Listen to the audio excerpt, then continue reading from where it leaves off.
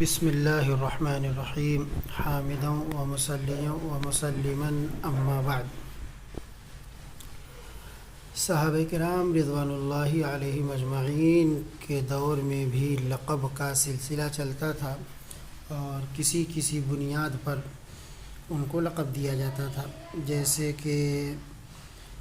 حضور اکرم صلی اللہ علیہ وسلم کی دو بیٹیوں سے جن کی شادی ہوئی تھی، حضرت عثمان غنی رضی اللہ تعالیٰ عنہ، تو ان کو ذو النورین کہا گیا۔ سب سے پہلے ان کی شادی ہوئی حضرت رقیہ رضی اللہ تعالیٰ عنہا سے، اور غزوہ بدر کے دن سن 2 ہجری میں ان کی وفات ہو گئی۔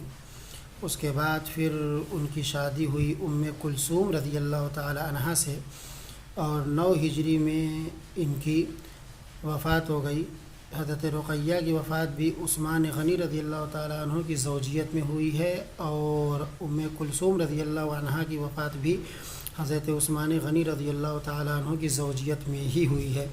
چونکہ حضور اکرم صلی اللہ علیہ وسلم کی 2 بیٹیاں ان کے نکاح میں آئیں، اس لیے ان کو ذو النورین کہا جانے لگا۔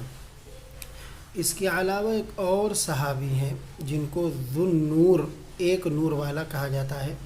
اور اس کا قصہ یہ ہے کہ حضرت طفیل بن عمرو دوسی، دوس قبیلے کے سردار تھے، شاعر تھے، بڑے اچھے فصیح و بلیغ آدمی تھے۔ وہ مکے آئے اور قریش کے لوگوں نے ان کو دیکھا تو ان کو بڑا چڑھایا اور ڈروایا کہ یہ جو محمد بن عبداللہ ہیں صلی اللہ علیہ وسلم، ان کے پاس مت جانا، ان کو جادو آتا ہے، انہوں نے ایسا جادو کر دیا ہے کہ بھائی بھائی سے، بھائی بہن سے، میاں بیوی سے، سب سے آپس میں جھگڑا کر رکھا ہے،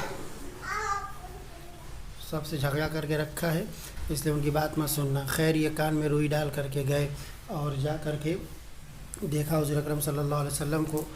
تو ان کے دل میں اللہ نے بات ڈالی اور انہوں نے جا کر کے حضور صلی اللہ علیہ وسلم کی بات سنی، پھر ان کا پیچھا کر کے آئے اور آ کر کے مسلمان ہوئے۔ جب جانے لگے تو انہوں نے حضور صلی اللہ علیہ وسلم سے درخواست کی کہ اللہ کے رسول، آپ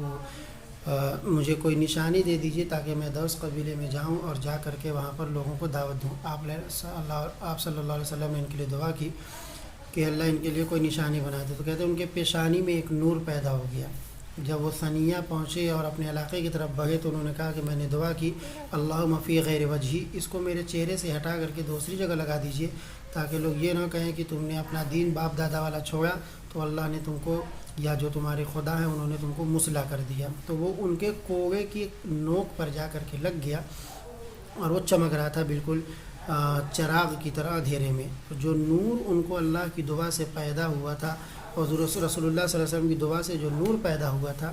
ان کے کوڑے میں اور جس سے روشنی نکل رہی تھی، اس بنیاد پر حضرت طفیل بن عمرو الدوسی رضی اللہ تعالیٰ عنہ کو ذو النور کہا جاتا ہے۔ اور ان کی شادی نہ تو ام کلثوم سے ہوئی تھی نہ تو حضرت رقیہ سے ہوئی تھی، کیونکہ ان دونوں کی شادیاں حضرت عثمان غنی رضی اللہ تعالیٰ عنہ سے ہوئی تھی، اور وہ دونوں حضرت عثمان غنی کی ہی زوجیت میں وفات پا چکی تھیں۔ والسلام۔